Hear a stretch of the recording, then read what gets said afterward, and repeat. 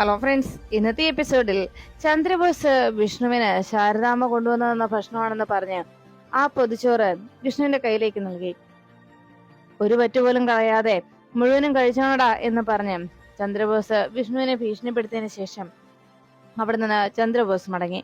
വിഷ്ണു തന്റെ കയ്യിൽ കിട്ടിയ ആ പൊതിച്ചോറ് പതിയെ നിലത്തിരുന്ന് തുറന്നു നോക്കി. ആ പൊതിച്ചോറിൽ നിന്ന് ഒരു ഉരുള ചോറ് വായിലേക്ക് എടുത്ത് വെക്കുമ്പോൾ വിഷ്ണുവിന്റെ മനസ്സിലേക്ക് കടന്നു വന്നത് ശാലിനി ഇതിനു മുൻപ് താൻ ലോക്കപ്പിലായിരുന്ന സമയത്ത് തനിക്ക് വേണ്ടി ഭക്ഷണവുമായി വന്ന ശാലിനി തന്നെ സ്നേഹത്തോടെ അന്ന് ഭക്ഷണം മൂട്ടിയ രംഗമായിരുന്നു. അതോർത്ത് വിഷ്ണു ആ ഭക്ഷണം കഴിക്കുമ്പോൾ ചന്ദ്രബോസ് അതിനുള്ളിൽ വിഷ്ണുവിന്റെ ജീവൻ എടുക്കുന്നതിന് വേണ്ടി മധുശ്രീയോട് കൂട്ടുപിടിച്ച് ചന്ദ്രബോസ് നടത്തിയ ആ കൊടും ചതിയെക്കുറിച്ച് പാവം വിഷ്ണു അറിഞ്ഞില്ല. ആ ചോറിനുള്ളിൽ ചന്ദ്രബോസ് കലർത്തിയ വിഷത്തെക്കുറിച്ച് അറിയാതെ വിഷ്ണു ശാലിനിയെ കുറിച്ചുള്ള ഓർമ്മകളിൽ സന്തോഷപൂർവ്വം ആ ഭക്ഷണം കഴിക്കണം. അങ്ങനെ അന്നത്തെ ആ പഴയ കാലത്തെ കുറിച്ചെല്ലാം ഓർത്ത് വിഷ്ണു അത് കഴിച്ചുകൊണ്ടിരിക്കുമ്പോൾ വിഷ്ണുവിനെ എങ്ങനെ പുറത്തിറക്കണം എന്നതിനെ കുറിച്ച് ശാലിനി അനുപല്ലവിയോട് സംസാരിക്കുന്നത്. കാർത്തിക ഇപ്പോൾ ജീവനോടെ ഉണ്ടോ എന്നതിനാണ് നമ്മൾ ഉത്തരം തേടേണ്ടത്. കാർത്തിക ജീവനോടെയുണ്ടോ? അങ്ങനെയാണെങ്കിൽ ആ നെട്ടൂർ പാലത്തിന് താഴെ ആ കാറിൽ കത്തിക്കരിഞ്ഞു കണ്ട ശവശരീരം ആരുടേതാണ്? അതാരാണ്? അതിനുശേഷം കാർത്തിക ജീവനോടെ ഉണ്ടെങ്കിൽ കാർത്തികയെ കണ്ടെത്തുന്നത് എങ്ങനെ? എവിടെയാണ് കാർത്തിക ഉള്ളത്? കാർത്തികയെ എങ്ങനെ രക്ഷിച്ചു കൊണ്ടുവരും? എന്നീ ചോദ്യങ്ങൾക്കെല്ലാമുള്ള ഉത്തരമാണ് നമ്മൾ കണ്ടെത്തേണ്ടത് അനുപല്ലവി എന്ന് ശാലിനി അനുപല്ലവിയോട് അറിയിച്ചു. അത് കേട്ടതും അനുപല്ലവി പറഞ്ഞു, തീർച്ചയായിട്ടും മാഡം. ഇനി ആ കത്തിക്കരിഞ്ഞ ശരീരം ആരുടേതാണെന്ന് അറിയാൻ DNA ടെസ്റ്റ് നടത്തിയാൽ പോരെ മാഡം എന്ന് ചോദിച്ചപ്പോ ശാലിനി പറഞ്ഞു, അതിൽ നിന്ന് ഒരു പാർട്സും കണ്ടെത്താൻ കഴിയാത്ത വിധത്തിലാണ് ആ ബോഡി അവർ കത്തിച്ച് നശിപ്പിച്ച് കളഞ്ഞിരിക്കുന്നതെന്ന് ശാലിനി പറഞ്ഞപ്പോ അനുപല്ലവി പറഞ്ഞു, മേഡം, അതിൽ നിന്ന് നമുക്ക് ഇന്നത്തെ കാലത്ത് പുതിയ പുതിയ സാങ്കേതിക വിദ്യകൾ ഉണ്ടല്ലോ മേഡം. ആസിഡ് ഒഴിച്ചു വരെയാണ് ഇന്നത്തെ കാലത്ത് ഓരോരുത്തരും കൊലപാതകം നടത്തുന്നത്. എങ്കിലും അങ്ങനെ ഒരു സാഹചര്യം ഉള്ളപ്പോൾ പോലും പല്ലിന്റെയും എല്ലിന്റെയും ഒക്കെ അകത്ത് നിന്ന് DNA കണ്ടെത്താൻ കഴിയുമല്ലോ. അങ്ങനെ ഒരു സംഭവം നമ്മൾ ഈയിടെ കണ്ടതാണല്ലോ.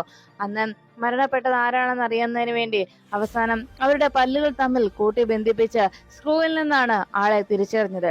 അങ്ങനെയുള്ള സാഹചര്യങ്ങൾ പോലും നമുക്ക് മുന്നിൽ ധാരാളമുണ്ട്. അപ്പൊ പിന്നെ നമുക്ക് ഇതിന്റെ സത്യാവസ്ഥ കണ്ടെത്താൻ വളരെ ഈസി അല്ലേ മേഡം? ആ DNA ടെസ്റ്റിലൂടെ അത് ആരുടെ ബോഡിയാണെന്ന് നമുക്ക് തീർച്ചയായിട്ടും പുറത്തു കൊണ്ടുവരാൻ കഴിയും. എല്ലാം കേട്ട ശാലിനി അനുപല്ലവിയോട് പറഞ്ഞു, ശരിയാണ്, അങ്ങനെ ഒരു അന്വേഷണം നമുക്ക് മുന്നോട്ട് നീക്കാം. പക്ഷേ നമ്മുടെ മുന്നിൽ കേസ് തെളിയിക്കുന്നതിനായിട്ട് പരിമിതമായ സമയം മാത്രമേ ഉള്ളൂ. അധിക സമയം അതിനുവേണ്ടി നമുക്ക് ചിലവഴിക്കാനില്ല. അതിനുള്ളിൽ നിന്ന് നമ്മൾ എല്ലാത്തിന്റെയും സത്യാവസ്ഥ കണ്ടെത്തിയേ തീരും. എത്രയും പെട്ടെന്ന് തന്നെ അതിന്റെ സത്യം നമുക്ക് പുറത്തു കൊണ്ടുവരണം. അനുപല്ലവി പറഞ്ഞു, തീർച്ചയായിട്ടും മേഡം. മേഡം ഇതിനായി തുനിഞ്ഞിറങ്ങിയാൽ മേഡത്തിന് ഇതിന്റെ സത്യാവസ്ഥ പുറത്തു കൊണ്ടുവരാൻ സാധിക്കും. ഉടനെ തന്നെ ഇതിന്റെ യഥാർത്ഥ ചിത്രം പുറത്തു കൊണ്ടുവരാൻ നമുക്ക് കഴിയും മേഡം. അതുകൊണ്ട് മേഡം ശരിക്കും അതിനായി ശ്രമിച്ചാൽ മാത്രം മതി. മേഡത്തിന്റെ ശ്രമം തീർച്ചയായിട്ടും ഫലം കാണും, എനിക്ക് ഉറപ്പാണ് മേഡം എന്ന് പറഞ്ഞപ്പോ ശാലിനി പറഞ്ഞു, ശരിയാ, മുന്നിട്ടിറങ്ങിയേ തീരൂ.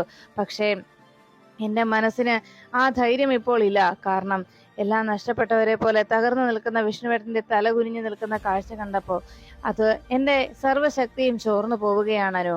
എന്റെ എല്ലാ നാഡീ ഞരമ്പുകളും ആകെ തളർന്നു പോകുന്നു. എന്റെ നാഡികളെല്ലാം തന്നെ തളർന്ന് അവശരാകുന്നത് പോലെ എന്ന് ശാലിനി പറഞ്ഞപ്പോ ഉടനെ അനുപല്ലവി പറഞ്ഞു, അങ്ങനെ ചിന്തിക്കാൻ പാടില്ല മേഡം. മേഡം ഇപ്പോ സർവ്വശക്തിയും ആർജിച്ചെടുത്ത് ഇതിനായി മുന്നിട്ടിറങ്ങിയേ തീരൂ. മേഡം അങ്ങനെ തളർന്നു പോയി കഴിഞ്ഞാൽ ഇത് മേഡത്തിന്റെയും സാറിന്റെയും ജീവിതമാണ്, നിങ്ങളുടെ ജീവിതമാണ്. അതുകൊണ്ട് തന്നെ ആ ജീവിതം തിരികെ പിടിക്കേണ്ടത് മേഡത്തിന്റെ കൂടെ ആവശ്യമാണ്. ഇപ്പോ സാറിന് വേണ്ടി മേഡത്തിന് മാത്രമേ എന്തെങ്കിലും ചെയ്യാൻ സാധിക്കൂ എന്ന് പറഞ്ഞപ്പോ ശാലിനി പറഞ്ഞു, അതെ, അതുകൊണ്ട് തന്നെ എന്റെ വിഷ്ണുവേട്ടന് വേണ്ടി ഞാൻ തീർച്ചയായിട്ടും മുന്നിട്ടിറങ്ങും. അതിന് ഈശ്വരന്മാരുടെ കൂടി കരുണയും തുണയും ആവശ്യമാണ്. എപ്പോഴും എല്ലാ ദിവസവും ഭഗവാന് മുന്നിൽ തെളിയിക്കാറുള്ള ആ ദീപത്തിന്റെ തിരിയുടെ എണ്ണം പറഞ്ഞ് ഭഗവാനോട് കരുണയ്ക്ക് വേണ്ടി അപേക്ഷിക്കാം. അത് മാത്രമേ കഴിയൂ. പിന്നെ മഹാഭാരത യുദ്ധത്തിൽ അന്ന് പാണ്ഡവർക്കൊപ്പം പക്ഷം പിടിച്ച് അവരെ നേർവഴിക്ക് നടത്താൻ സാക്ഷാൽ ഭഗവാൻ ഉണ്ടായിരുന്നു. എന്നാൽ ഇവിടെ എന്റെ ഒപ്പം നിൽക്കാൻ, എന്റെ കൂടെ നിൽക്കാൻ എന്റെ പാവം അമ്മ മാത്രമേ ഉള്ളൂ. എങ്കിലും ഏതു വിധേനയും എന്റെ വിഷ്ണുവേട്ടന്റെ സത്യാവസ്ഥ എനിക്ക് പുറത്തു കൊണ്ടുവന്നേ തീരൂ. അത് കേട്ടതും അനുപല്ലവി പറഞ്ഞു, അതെ മേഡം, മേഡം തളർന്നു പോകരുത്. എതിർപക്ഷത്ത് നിൽക്കുന്നത് അത്രത്തോളം മേഡത്തെയും വിഷ്ണു സാറിനെയും തകർത്ത് കളയുവാനും നിങ്ങളെ ഒന്നിപ്പിക്കാതിരിക്കുന്നതിന് വേണ്ടിയും മാത്രമായി സ്വപ്നം കണ്ട് നടക്കുന്നവരാണ്. അതുകൊണ്ട് തന്നെ അവരുടെ വിജയത്തെക്കുറിച്ച് മേഡം ആലോചിക്കുക. അവരൊരിക്കലും വിജയിക്കാൻ പാടില്ല. നിങ്ങളെ തകർത്ത് കളയണമെന്ന് ആഗ്രഹിച്ച് നടക്കുന്നവരെ എങ്ങനെയും തോൽപ്പിക്കണം, അത് മാത്രം മതി മേഡത്തിന്റെ മനസ്സിൽ എന്ന് പറഞ്ഞപ്പോ ശാലിനി പറഞ്ഞു, ശരിയാണ്, എന്റെ വിഷ്ണുവേട്ടനെ എനിക്ക് പുറത്ത് കൊണ്ടുവന്നേ തീരൂ. ഏത് വിധേനയും എനിക്ക് വിഷ്ണുവേട്ടനെ മോചിപ്പിക്കണമെന്ന് ശാലിനി അറിയിച്ചു. അപ്പോഴാണ് വിഷ്ണു ശാരദാമ്മ കൊണ്ടുതന്ന ഭക്ഷണം കഴിച്ചതിന് ശേഷം ലോക്കപ്പിൽ അങ്ങനെ ഇരിക്കുമ്പോൾ ശാലിനിയെ കുറിച്ചുള്ള ഓർമ്മകളും ശാരദാമ്മ വിഷ്ണുവിനോട് പറഞ്ഞ കാര്യവും വിഷ്ണു ഓർമ്മിച്ചു. നിങ്ങൾ രണ്ടുപേരും ഒന്നിക്കും, എനിക്ക് ഉറപ്പാണ്. മറ്റുള്ളവർക്ക് അസൂയ തോന്നുന്ന വിധത്തിൽ എന്റെ മക്കൾ ജീവിക്കണമെന്ന് ശാരദാമ്മ പറഞ്ഞ വാക്കുകൾ ഓർത്ത് വിഷ്ണു അങ്ങനെ ഇരിക്കുമ്പോൾ പെട്ടെന്ന് വിഷ്ണുവിനെ നെഞ്ചിന് വല്ലാത്ത വേദന അനുഭവപ്പെടുന്നു. വിഷ്ണുവിന് വല്ലാത്ത അസ്വസ്ഥത തോന്നിയതും വിഷ്ണു തറയിലടിക്കുന്നത് കണ്ട് അവിടുത്തെ കോൺസ്റ്റബിളായ വിജയൻ അരികിലേക്ക് വന്ന് പറഞ്ഞു, എന്താ നീ കാണിച്ചു കൂട്ടുന്നത്? മര്യാദയ്ക്കിരുന്നോ, നീ ഇവിടെ കോപ്രായങ്ങളൊന്നും കാണിക്കണ്ട എന്ന് പറഞ്ഞപ്പോ വിഷ്ണു പെട്ടെന്ന് സഹിക്കാനാകാതെ വേഗം രക്തം ഛർദ്ദിച്ചു. അത് കണ്ടതോടെ വിജയൻ അവിടെ നിന്ന് ബഹളം വെച്ചു. സാർ ഇങ്ങോട്ടൊന്ന് ഓടി വന്നേ സാറേ എന്ന് പറഞ്ഞു SI നവാസ് അവിടേക്ക് ഓടിയെത്തി. എന്താടോ? അപ്പോഴേക്കും വിഷ്ണു രക്തം ഛർദ്ദിക്കുന്നത് കണ്ടതോടെ സാറേ ഇത് കണ്ടോ, അയാള് രക്തം ഛർദ്ദിക്കുകയാണ് സാർ എന്ന് പറഞ്ഞു. വേഗം ലോക്കപ്പ് തുറക്കടോ എന്ന് പറഞ്ഞ് നവാസ് വേഗം കോൺസ്റ്റബിളിനെ കൊണ്ട് ആ ലോക്കപ്പ് തുറപ്പിച്ചു. നവാസും ആ കോൺസ്റ്റബിൾ വിജയകുമാറും കൂടി അകത്തേക്ക് കയറി ചെന്നു. സാറേ ഇത് പ്രശ്നമാണ് സാറേ, എത്രയും വേഗം ഇയാളെ ഹോസ്പിറ്റലിൽ എത്തിച്ചേ പറ്റൂ എന്ന് നവാസിനോട് പറഞ്ഞു. ഉടനെ തന്നെ ACP ചന്ദ്രബോസ് അവിടേക്ക് എത്തി. എന്താ പ്രശ്നം? അപ്പോഴേക്കും നവാസ് പറഞ്ഞു, സാറേ എത്രയും പെട്ടെന്ന് ഇയാളെ ഹോസ്പിറ്റലിലേക്ക് കൊണ്ടുപോകണം. ഇതുകൊണ്ട് സാറേ ഇയാൾ രക്തം ഛർദ്ദിക്കുന്നു എന്ന് പറഞ്ഞു. ഉടനെ ചന്ദ്രബോസ് പറഞ്ഞു, രക്തം ഛർദ്ദിക്കുന്നോ? അതൊക്കെ അവന്റെ ഓരോ അടവുകളായിരിക്കും. അവൻ പല്ല് വല്ലോ ഞെരിച്ച് മസിൽ വല്ലതും പൊട്ടിച്ചതായിരിക്കും എന്ന് പറഞ്ഞപ്പോ നവാസ് പറഞ്ഞു, അല്ല സാറേ, ഇയാളെ ഛർദ്ദിക്കുന്നത് മുഴുവൻ രക്തമാണ് സാർ. ഇനി ഇയാൾ ഇവിടെ നിർത്തിയാൽ അത് അപകടമാണ് സാർ. എത്രയും വേഗം ഹോസ്പിറ്റലിലേക്ക് കൊണ്ടുപോകണം. ഉടനെ ചന്ദ്രബോസ് പറഞ്ഞു, അങ്ങനെ ഹോസ്പിറ്റലിലേക്ക് കൊണ്ടുപോകണമെന്ന് പറഞ്ഞാലേ പെട്ടെന്ന് അങ്ങനെ നമ്മുടെ വണ്ടിയിൽ കയറ്റിക്കൊണ്ട് പോക്കൊന്നും നടക്കില്ല. കാരണം എന്താണെന്നറിയോ, നമ്മുടെ ജീപ്പിൽ കയറ്റിക്കൊണ്ട് പോകുന്ന സമയത്ത് എന്തെങ്കിലും സംഭവിച്ചാലേ നമ്മൾ അതിന്റെ കാരണം അറിയിക്കേണ്ടി വരും. നമ്മളാകും കുറ്റക്കാർ. കോടതിയിൽ നമ്മൾ അതിന് മറുപടി പറയേണ്ടി വരും. അതുകൊണ്ട് തന്നെ ഇങ്ങനെയുള്ള അവസ്ഥയിൽ ആംബുലൻസ് വിളിക്കാം. അവിടെ ആകുമ്പോ ആധുനിക സജ്ജീകരണങ്ങളൊക്കെ അതിലുണ്ടല്ലോ. അപ്പൊ പിന്നെ എമർജൻസി ആയിട്ടുള്ള എന്തെങ്കിലും കാര്യങ്ങൾ ചെയ്യാൻ അവർക്കല്ലേ കഴിയൂ. വേഗം നമുക്ക് ആംബുലൻസ് വിളിക്കാം. അല്ല, നിങ്ങൾക്ക് ആർക്കെങ്കിലും താലൂക്ക് ഹോസ്പിറ്റൽ നമ്പർ അറിയോ എന്ന് ചോദിച്ചു. ഉടനെ അയ്യോ ഇല്ല സാർ എന്ന് പറഞ്ഞതും ശരി, എല്ലാവരും എന്നാ സെർച്ച് ചെയ്തേ എന്ന് പറഞ്ഞു ചന്ദ്രബോസ് എല്ലാവരുടെയും മൊബൈലിൽ താലൂക്ക് ഹോസ്പിറ്റലിലെ നമ്പർ സെർച്ച് ചെയ്യാനായി പറഞ്ഞു. എല്ലാവരും താലൂക്ക് ഹോസ്പിറ്റലിലെ നമ്പർ സെർച്ച് ചെയ്യുന്ന സമയത്ത് നവാസ് വേഗം ഫോണും എടുത്ത് പുറത്തേക്ക് ഇറങ്ങി. ഇത് കണ്ടതോടെ ചന്ദ്രബോസ് പറഞ്ഞു, നവാസ് ഇപ്പോൾ തന്നെ ഒരു ആംബുലൻസുമായി ഇവിടെ വന്ന് ഇവനെ കൊണ്ടുപോകുന്നുള്ള രീതിയിലാണല്ലോ നവാസിന്റെ നീക്കങ്ങൾ എന്ന് പറയുമ്പോൾ പെട്ടെന്ന് വിജയകുമാർ പറഞ്ഞു, സാറേ നമ്പർ കിട്ടി. എന്നാ ശരി, വേഗം വിളിച്ച് ആംബുലൻസ് വരാൻ പറ. ഇനി വല്ലോ രോഗികളെയും കൊണ്ടുപോവുകയാണെങ്കിൽ അവരെ കൊണ്ട് ആക്കിയിട്ട് വന്നാൽ മതി. ഇവന് വേണ്ടി വെറുതെ ആ രോഗിയുടെ ജീവൻ കളയേണ്ട ആവശ്യമില്ലല്ലോ. അപ്പോഴേക്കും മറ്റൊരു കോൺസ്റ്റബിളോട് എത്തിയിട്ട് പറഞ്ഞു, സാറേ ഞാൻ കയറി ഒന്ന് തടവി കൊടുക്കട്ടെ, അല്ലെങ്കിൽ അയാൾ ഇങ്ങനെ രക്തം ഛർദ്ദിച്ച് ഇവിടെ കിടന്ന് മരിക്കും. ആകെ സീരിയസ് ആണ് സാറേ എന്ന് പറഞ്ഞു. ശരി, ചെന്ന് തടവി കൊടുക്കടോ എന്ന് ACP അറിയിച്ചു. ഉടനെ അയാൾ വിഷ്ണുവിന്റെ പുറം തടവി കൊടുക്കാനായി അകത്തേക്ക് ഓടി ചെല്ലുമ്പോ ഇത് കണ്ട ചന്ദ്രബോസ് പറഞ്ഞു, പോലീസിന് ഇങ്ങനെ മനുഷ്യത്വം തോന്നിയാൽ എന്ത് ചെയ്യാൻ പറ്റും? ഈ പോലീസ് സേന തന്നെ ഇല്ലാതാക്കേണ്ടി വരുമല്ലോ, ഇതുപോലെയൊക്കെയുള്ള മനുഷ്യത്വമുള്ളവരുണ്ടായാൽ എന്നെല്ലാം പറഞ്ഞ് ചന്ദ്രബോസ് അവിടെ നിന്ന് പോകുന്നു. വിഷ്ണു ഛർദ്ദിച്ച് അവശനാകുന്ന അവസ്ഥയിൽ വിഷ്ണുവിന്റെ ദേഹം തളർന്നു പോകുന്ന നേരത്ത് ശാലിനി അവിടെ അനുപല്ലവിയോട് സംസാരിക്കുന്നതിനിടയിൽ പറഞ്ഞു, എന്തൊക്കെയാണെങ്കിലും എന്റെ മനസ്സിന് വല്ലാത്തൊരു അസ്വസ്ഥത തോന്നുന്നുണ്ട്. എനിക്ക് വേണ്ടപ്പെട്ട ആർക്ക് എന്തോ ഒരു ആപത്ത് വരാൻ പോകുന്നു എന്ന് അങ്ങനെ എന്റെ മനസ്സ് പറയുന്നു എന്ന് അനുപല്ലവിയോട് ശാലിനി പറഞ്ഞതിന് ശേഷം വേഗം കാറിൽ കയറി അവർ തിരികെ പോലീസ് സ്റ്റേഷനിലേക്ക് പുറപ്പെടുന്നു. വിഷ്ണുവിനെ കാണാനായി ശാലിനി അവിടേക്ക് വരുന്ന സമയത്ത് വേഗം കാറിലിരുന്ന് ഓരോന്നും ആലോചിച്ച് അങ്ങനെ ശാലിനി ഇരിക്കുമ്പോൾ ശാലിനിയുടെ ഫോണിലേക്ക് ഒരു കോള് വന്നു. കോൾ അറ്റൻഡ് ചെയ്ത സമയത്ത് SI നവാസ് പറഞ്ഞു, മേഡം ഞാനാണ്, നവാസാണ് മേഡം വിളിക്കുന്നത് എന്ന് പറഞ്ഞതും എന്താ നവാസെ എന്ന് ശാലിനി ചോദിച്ചതും നവാസ് പറഞ്ഞു, മേഡം വിഷ്ണു രക്തം ഛർദ്ദിച്ചു മേഡം. അത് കേട്ടതും ശാലിനി ഞെട്ടി. വിഷ്ണുവേട്ടന് എന്ത് പറ്റിയെന്നാ പറഞ്ഞത് എന്ന് ആശങ്കയോടെ ശാലിനി ചോദിക്കുമ്പോൾ നവാസ് പറഞ്ഞു, അതെ മേഡം, കുറച്ചു നേരമായി വിഷ്ണു രക്തം ഛർദ്ദിക്കുന്നുണ്ട്. ഞാൻ ACP സാറിനോട് ഹോസ്പിറ്റലിൽ കൊണ്ടുവന്ന് പറയുമ്പോൾ സാറ് ജീപ്പിൽ കൊണ്ടുപോകാനായി സമ്മതിക്കുന്നില്ല. ആംബുലൻസ് വിളിച്ച് കൊണ്ടുപോയാൽ മതിയെന്നാണ് സാറ് പറയുന്നത്. പക്ഷെ ആംബുലൻസ് വിളിച്ചിട്ടാണെങ്കിൽ ഞാൻ 2-3 ആംബുലൻസ് വിളിച്ചു നോക്കി, എല്ലാം ഓട്ടത്തിലാണ് മേഡം. എത്രയും വേഗം മേഡം ഇവിടെ എത്തിയേ പറ്റൂ. എന്തെങ്കിലും ചെയ്യണമെങ്കിൽ മേഡം വരണം എന്ന് പറഞ്ഞു. ശരി, ഞാൻ അങ്ങോട്ട് വന്നുകൊണ്ടിരിക്കുക, ഇപ്പൊ തന്നെ എത്തും എന്ന് പറഞ്ഞ് ഫോൺ ശാലിനി വെച്ചു. അതിനുശേഷം രാമേട്ടനെ വേഗം വിളിച്ചിട്ട് പറഞ്ഞു, രാമേട്ട വേഗം തന്നെ നമുക്ക് സ്റ്റേഷനിൽ എത്തണം, പെട്ടെന്ന് പോകണം. അവിടെ വിഷ്ണുവേട്ടൻ ആകെ സീരിയസ് ആയി. വിഷ്ണുവേട്ടൻ ബ്ലഡ് വൊമിറ്റ് ചെയ്യുകയാണ്. ഫുഡ് പോയിസൺ ആയിട്ട് വിഷ്ണുവേട്ടൻ ബ്ലഡ് വൊമിറ്റ് ചെയ്തുകൊണ്ടിരിക്കുന്നു എന്ന് പറഞ്ഞു. അത് കേട്ട അനുപല്ലവി പറഞ്ഞു, മേഡം നമ്മൾ എത്താറായല്ലോ, മേഡം ടെൻഷൻ ആവാതെ, ഒരു കുഴപ്പവുമില്ല, ഇപ്പൊ തന്നെ നമ്മൾ എത്തും എന്ന് പറയുമ്പോ ശാലിനി വീണ്ടും ആകെ ടെൻഷനിലായി. ഈ സമയത്ത് രാമേട്ടനോട് വീണ്ടും പറഞ്ഞു, രാമേട്ട എത്രയും വേഗം എത്തണം, വേഗം പോണം എന്ന് ശാലിനി നിർബന്ധം പിടിച്ചു. ഈ സമയം വിഷ്ണു ആ ലോക്കപ്പിൽ നിന്ന് വിഷ്ണുവിനെ പുറത്തേക്ക് ഇറക്കിയത് വിഷ്ണു ആ സ്റ്റേഷന്റെ ഹാളിൽ കിടന്ന് വീണ്ടും വൊമിറ്റ് ചെയ്ത് അതിന് മുകളിൽ കിടന്ന് വിഷ്ണു വല്ലാതെ എഴുതുന്നു. എഴുന്നേക്കാൻ പോലും വയ്യാത്ത അവസ്ഥയിൽ വിഷ്ണു വൊമിറ്റ് ചെയ്തുകൊണ്ടിരിക്കുന്നത് കണ്ടതോടെ നവാസ് പറഞ്ഞു, സാർ ഈ കാഴ്ച കണ്ടുകൊണ്ടിരിക്കാൻ പറ്റില്ല സാർ, നമുക്ക് ജീപ്പിൽ കൊണ്ടുപോയാലോ എന്ന് പറഞ്ഞപ്പോ ചന്ദ്രബോസ് പറഞ്ഞു, എടോ ഞാൻ ആംബുലൻസ് വിളിച്ചിട്ടുണ്ടോ, ഞാൻ പറഞ്ഞില്ലേ ഇവന് ഈ അവസ്ഥയിൽ ഇവനെ എങ്ങനെയാ നമ്മുടെ ജീപ്പിൽ കൊണ്ടുപോകുന്നത്, പിന്നെ അറിയാവല്ലോ ആംബുലൻസ് ഏതോ പേഷ്യന്റുമായിട്ട് പോയിക്കൊണ്ടിരിക്കുകയാണ്, അയാളുടെ ജീവൻ കളഞ്ഞിട്ട് ഇവന്റെ ജീവൻ രക്ഷിക്കാൻ ഇങ്ങോട്ട് വരാൻ പറയാൻ നമുക്ക് പറ്റുമോ, എന്തായാലും ആംബുലൻസ് ഇങ്ങോട്ട് വരും, അവരുടെ വരവ് വെറുതെ ആവില്ല. അപ്പോഴേക്കും നവാസ് പറഞ്ഞു, സാർ ഇനി ഇയാളെ ഇങ്ങനെ കിടത്തിയാൽ ശരിയാവില്ല സാർ എന്ന് പറഞ്ഞപ്പോ, എടോ ഞാൻ പറഞ്ഞില്ലേ ആംബുലൻസ് വരട്ടെ, ആംബുലൻസ് വരുന്ന എന്തായാലും വെറുതെ ആവില്ല, ഒന്നും അല്ലെങ്കിലും ഇവന്റെ ഇവിടുന്ന് കൊണ്ടുപോകുന്നത് ഇവന്റെ ഡെഡ് ബോഡി ആണെങ്കിലും പ്രശ്നമില്ല എന്ന്, നമുക്ക് ഇവനെ നേരെ മോർച്ചറിയിലേക്ക് കൊണ്ടുപോകാമല്ലോ എന്ന് പറഞ്ഞു. ഇത് കേട്ട നവാസ് പറഞ്ഞു, സാർ ഞാൻ കാണിക്കുന്ന ധിക്കാരമാണെന്ന് കരുതരുത്, എനിക്കിത് കണ്ടു നിൽക്കാൻ പറ്റില്ല, ഞാൻ ജീപ്പ് എടുക്കാൻ പോവാ സാർ എന്ന് പറഞ്ഞ് വേഗം നവാസ് വിഷ്ണുവിനെ കൊണ്ടുപോകാനായി ജീപ്പ് എടുക്കാൻ ഒരുങ്ങുന്നു. ഇത് കണ്ടതും ചന്ദ്രബോസ് പറഞ്ഞു, ഡോ ദേ താൻ വലിയ ആള് കളിക്കാൻ നോക്കണ്ട, ഇതേ സിനിമയൊന്നും അല്ല, ഉയർന്ന ഉദ്യോഗസ്ഥനെ മറികടന്ന് നിന്നെ പോലെയുള്ളവർ തീരുമാനം എടുക്കാനായിട്ട് ഇത്തരം ധിക്കാരം കാണിച്ചാലുണ്ടല്ലോ സസ്പെൻഡ് ചെയ്ത് നിന്റെ ഈ ജോലി ഞാൻ തെറിപ്പിക്കും, മനസ്സിലായോ, മര്യാദയ്ക്ക് ഞാൻ പറയുന്ന അനുസരിച്ച് നിന്നാ മതി, ചിലപ്പോ ഈ സ്റ്റേഷൻ നിന്റെ അധികാര പരിധിയിലായിരിക്കും, പക്ഷെ നിനക്ക് മുകളിൽ നിന്നെ നിയന്ത്രിക്കുന്നതും നിനക്ക് കൃത്യമായ ഓർഡർ നൽകുന്നതും ഞാനാണ്, അതുകൊണ്ട് എന്റെ തീരുമാനത്തെ മറികടക്കാനൊന്നും നോക്കണ്ട, മനസ്സിലായടാ, മര്യാദയ്ക്ക് കൈ കെട്ടി അങ്ങോട്ട് മാറി നിൽക്കാൻ നോക്ക് എന്ന് നവാസിന് നേരെ ചന്ദ്രബോസ് ദേഷ്യപ്പെടുന്നു. അങ്ങനെ വിഷ്ണുവിനെ അവിടുന്ന് രക്ഷപ്പെടുത്തിക്കൊണ്ട് പോകാനുള്ള ശ്രമം നവാസ് നടത്തുന്നത് കണ്ട് ചന്ദ്രബോസ് ദേഷ്യപ്പെട്ട് നവാസിനെ അവിടുന്ന് മാറ്റി നിർത്തുമ്പോ കളക്ടർ ശാലിനിയുടെ കാർ അവിടെ വന്നിരുന്നു. ശാലിനി വേഗം കാറിൽ നിന്ന് ഇറങ്ങി സ്റ്റേഷനകത്തേക്ക് ഓടിയെത്തുന്നു. ചന്ദ്രബോസ് അപ്പോഴേക്കും നവാസിനെ താക്കീത് ചെയ്ത് മാറ്റി നിർത്തുമ്പോ ശാലിനി അവിടേക്ക് ഓടിയെത്തി.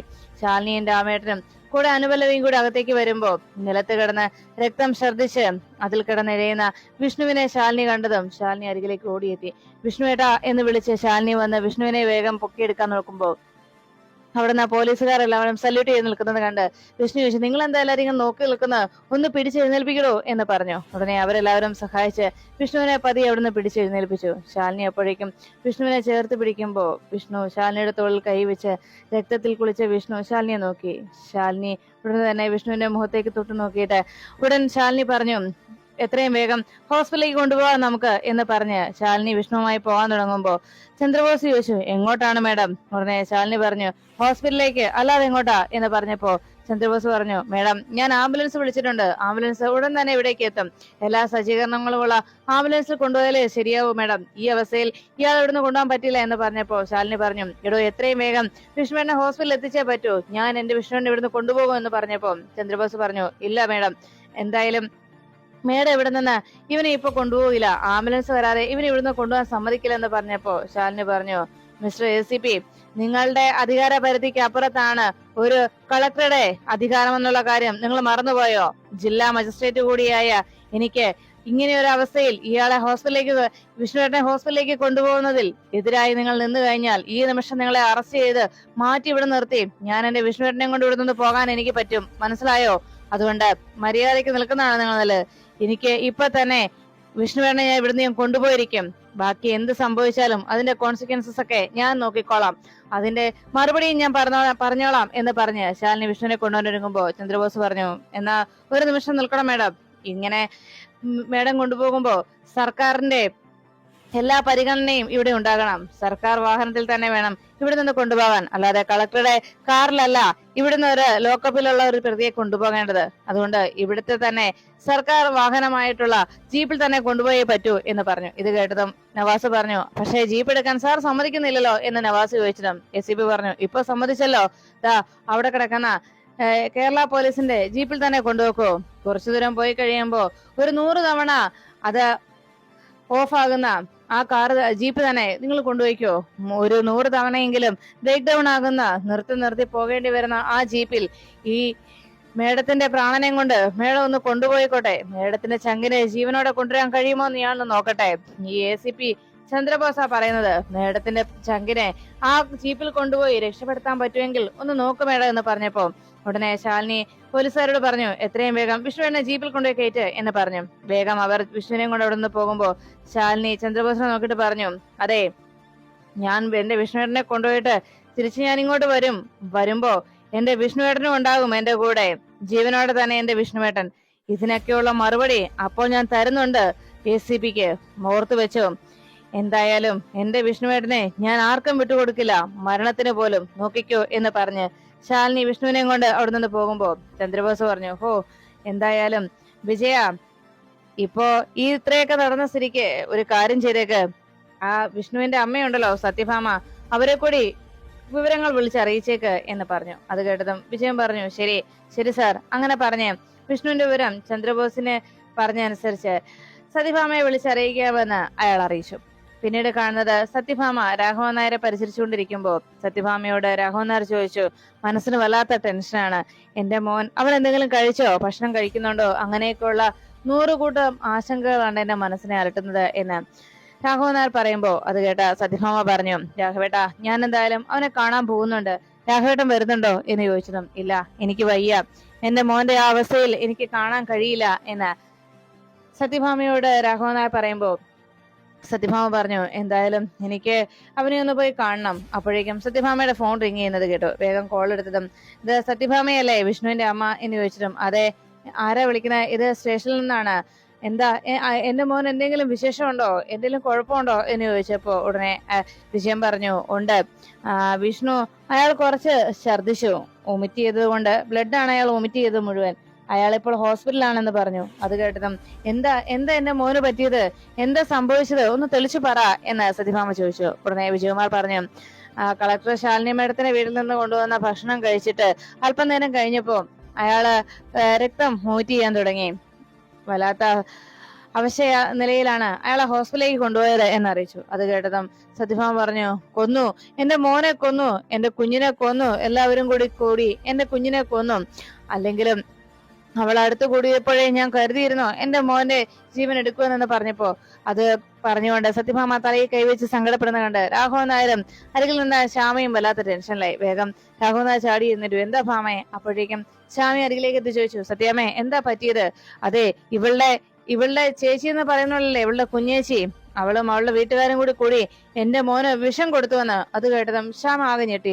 സത്യാമ്മേ എന്തൊക്കെയാ ഈ പറയുന്നത്? ഉടനെ രാഘവൻ നായർ ചോദിച്ചു, ഭാമേ, നീ എന്താ ഈ പറയുന്നത്, നീ കാര്യം പറ എന്ന് പറഞ്ഞതും ഉടനെ സത്യഭാമ പറഞ്ഞു, അതെ രാഘവേട്ട, ഇവളുടെ കുഞ്ഞേച്ചി എന്ന് പറഞ്ഞു നടത്തുന്നില്ലേ ഒരുത്തിയെ, അവളെ എന്റെ മോനും വല്ലാതെ സ്നേഹിക്കുന്നുണ്ടല്ലോ, അവളെ ജീവിത തുല്യം എന്റെ മകൻ സ്നേഹിച്ചതാണല്ലോ അവൻ ചെയ്ത തെറ്റ്. അതിന് അവള് സ്നേഹം കാണിച്ച് കൂടി എന്റെ മോന്റെ ജീവൻ എടുക്കാൻ ശ്രമിച്ചു. ഇവളുടെ വീട്ടുകാരെല്ലാവരും കൂടി എന്റെ മോന് വിഷം കൊടുത്തു ഭക്ഷണത്തിൽ. അവനിപ്പോ രക്തം ഛർദിച്ച് ഹോസ്പിറ്റലാണെന്നാണ് അവർ വിളിച്ചു പറഞ്ഞത്. എന്റെ മോനെ കൊല്ലാക്കൊല ചെയ്യുകയാണല്ലോ അവരെല്ലാവരും കൂടി. അവളെ സ്നേഹം കാട്ടി വന്നപ്പോഴേ എനിക്ക് തോന്നിയിരുന്നു എന്റെ മോനെ അവൾ ഇല്ലാതാക്കുമെന്ന്. എന്തിനാണ്, അവളോട് എന്ത് ദ്രോഹമാണ് എന്റെ മോൻ ചെയ്തത് എന്നെല്ലാം പറഞ്ഞ് സത്യഭാമ ബഹളം വെച്ചു. രോഹിത്തെ എന്ന് വിളിച്ചതും രോഹിത് വേഗം വാതിക്കലേക്ക് ഇറങ്ങി വന്നു. എടാ, ഇനി വേഗം വന്നേ, നമുക്ക് ഉടനെ ഹോസ്പിറ്റലിലേക്ക് പോകണം. എന്താ സത്യാമ്മ എന്ന് ചോദിച്ച് രോഹിത് താഴേക്ക് വന്നതും സത്യഭാമ വേഗം രാഘവൻ നായരെ നേരെ തിരിഞ്ഞു. എന്താ, മരുമകളെന്ന് പറഞ്ഞ് തലയെ കയറ്റി വെച്ചിരിക്കുകയായിരുന്നല്ലോ അവളെ, എന്നിട്ടിപ്പോ എന്താ, നിങ്ങൾക്കൊന്നും പറയാനില്ലേ, ഒന്നുമില്ലേ, നാവിറങ്ങിപ്പോയോ എന്നൊക്കെ ചോദിച്ചപ്പോ രാഘവൻ നായർ ഒന്നും മിണ്ടാതെന്നോ. ഞാനൊരു കാര്യം പറഞ്ഞേക്കാം, എന്റെ കുഞ്ഞിന് എന്തെങ്കിലും പറ്റിയാലുണ്ടല്ലോ പിന്നെ ഈ സത്യഭാമ ഇങ്ങനെ ആയിരിക്കില്ല കാണുന്നത്, ഒന്നിനെ ഞാൻ വെറുതെ വിടില്ല, നോക്കിക്കോ എന്ന് പറഞ്ഞപ്പോ ശ്യാമ ചോദിച്ചു, സത്യാമ്മ ഞാൻ എന്ന് പറഞ്ഞപ്പോ രോഹിത് ചോദിച്ചു, എന്താ സത്യാമ്മ, എന്താ പറ്റിയത്? ഇവളുടെ വീട്ടുകാരുണ്ടല്ലോ, ഇവളുടെ ചേച്ചിയും ഇവളുടെ വീട്ടുകാരും കൂടി എന്റെ വിഷ്ണുവിന് ഭക്ഷണത്തിൽ വിഷം കലർത്തി കൊടുത്തെന്ന്, അവനിപ്പോ ആശുപത്രിയിലാണെന്ന്. അത് കേട്ടതും രോഹിത് ആകെ ഞെട്ടിയിരുന്നപ്പോ സത്യഭാമ വേഗം ശ്യാമയുടെ നേരെ തിരിഞ്ഞു. ഒരു കാര്യം ഞാൻ പറഞ്ഞേക്കാം, എന്റെ മോൻ എന്തേലും സംഭവിച്ചാലുണ്ടല്ലോ പിന്നെ ആ കുടുംബത്തിലുള്ള ഒരെണ്ണം പോലും എന്റെ വീട്ടിൽ ഉണ്ടാവില്ല എന്ന് പറഞ്ഞപ്പോ രോഹിത് പറഞ്ഞു, സത്യാമ്മേ, എന്താ സംഭവിച്ചതെന്ന് അറിയില്ലോ, വാ നമുക്ക് ഹോസ്പിറ്റലിൽ പോയി കാര്യം എന്താന്ന് അന്വേഷിക്കാം. ഉടനെ ശ്യാമ പറഞ്ഞു, സത്യാമ്മേ ഞാനും കൂടെ വരട്ടെ എന്ന് ചോദിച്ചപ്പോ ശ്യാമയെ തള്ളിമാറ്റിട്ട് പറഞ്ഞു, മിണ്ടിപ്പോകരുത് നീ, ഞാൻ പോയിട്ടിങ്ങി വരട്ടെ, എന്താ സംഭവിച്ചതെന്ന് ഞാൻ അറിയട്ടെ എന്ന് പറഞ്ഞ ഒന്നിനെ ഞാൻ വെറുതെ വിടില്ല. എന്തായാലും നിന്റെ ചേച്ചിയും എന്റെ മോനെ ഇല്ലാതാക്കാൻ നോക്കിയില്ലേ? നിന്റെ കുടുംബത്തുള്ളവർക്ക് എല്ലാവർക്കും ഭർത്താക്കന്മാരെ ഇല്ലാതാക്കണമെന്ന ചിന്ത മാത്രമല്ലേ ഉള്ളൂ. പെട്ടെന്ന് രോഹിത്തിനരികിലേക്ക് ഓടി വന്ന സത്യഭാമ പറഞ്ഞു, എടാ രോഹിത്തെ, ഇവളുടെ വീട്ടുകാര്, ഇവളും ഇവളുടെ ചേച്ചിയും ഒക്കെ ഉണ്ടല്ലോ, ഭർത്താക്കന്മാരെ കൊന്നുകളയുന്നവരാണ് എന്ന് പറഞ്ഞ്, അതുകൊണ്ട് സൂക്ഷിക്കണം നീ എന്ന് സത്യഭാമ രോഹിത്തിനോട് പറഞ്ഞു. എടാ രോഹിത്തെ, വേഗം വാ വാ നമുക്ക് പോകാം എന്ന് പറഞ്ഞ് സത്യഭാമ രോഹിത്തിനെയും വിളിച്ചുകൊണ്ട് നേരെ പുറത്തേക്ക് ഇറങ്ങി. രാഘവൻ നായർ ആകെ തകർന്ന മനസ്സുമായി ആ സെറ്റിയിൽ അങ്ങനെ ഇരിക്കുമ്പോ ശാലിനിയുടെയും വിഷ്ണുവിന്റെയും കാര്യങ്ങൾ കേട്ട് വിഷമത്തോടെ ശ്യാമ വേഗം വാതിക്കലേക്ക് ഓടിയെത്തി. എന്താ ഇതിന്റെ സത്യാവസ്ഥ എന്നറിയാതെ എല്ലാവരും ആകെ ടെൻഷനോണ്ടിരിക്കുമ്പോ ശാലിനിയും ശാലിനിയുടെ കുടുംബക്കാരും ഒരിക്കലും അങ്ങനെയൊന്നും ചെയ്യില്ല എന്ന് ഉറപ്പുള്ള മറ്റെല്ലാവരും ആ വാർത്ത കേട്ട് ആകെ ആശങ്കപ്പെട്ടിരിക്കുമ്പോ രാഘവൻ നായർ പറഞ്ഞു, എന്റെ ഭഗവാനെ, എന്റെ കുഞ്ഞിനെ കാത്തോളണേ എന്ന് മനമുരുകി പ്രാർത്ഥിച്ചുകൊണ്ട് രാഘവൻ നായർ കണ്ണീർ പൊഴിക്കുന്നു.